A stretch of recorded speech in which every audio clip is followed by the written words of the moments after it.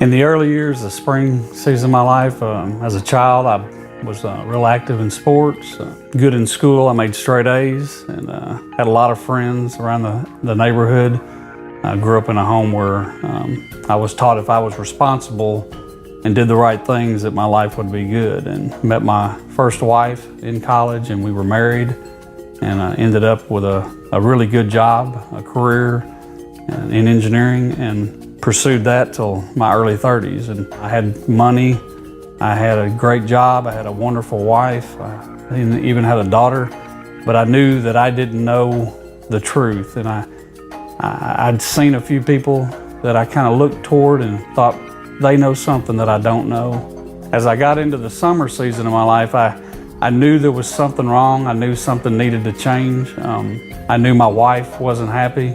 I didn't know how to be a father, although I was doing great, as most people would think as a father.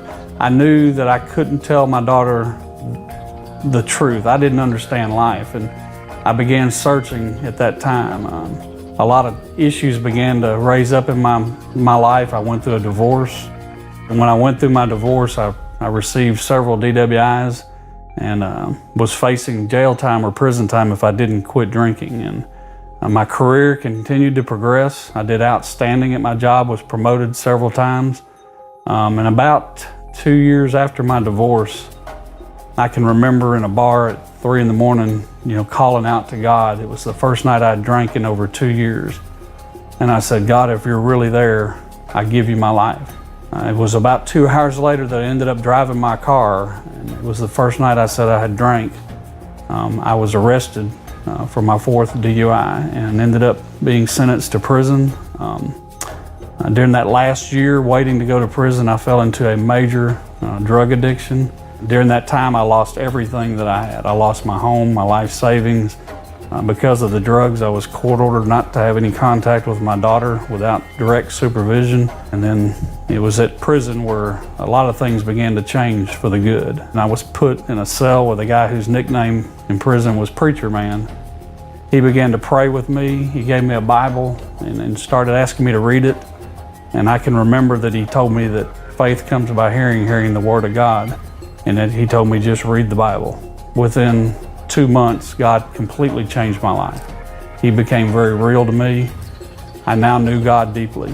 And my relationship began immediately being restored with my daughter, with my family, with my parents. And when I left prison 10 months later, the first thing that I got to do was see my daughter again. But that was kind of the summer and into the fall of my life. I can remember leaving prison and my heart was back at the prison.